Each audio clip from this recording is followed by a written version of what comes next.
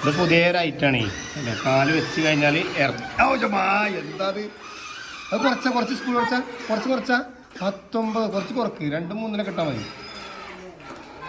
നമ്മൾ കാല് വെച്ച് കഴിഞ്ഞാലേ ഷോക്ക് അടിക്കണ പോലെയാണ്. മസാജാണിത്, മസാജ്. ഇനി കുറക്ക്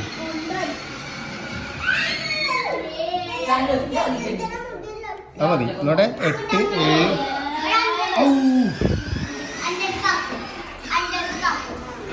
7 ഭയങ്കര അടുത്താണ് വേണ്ട.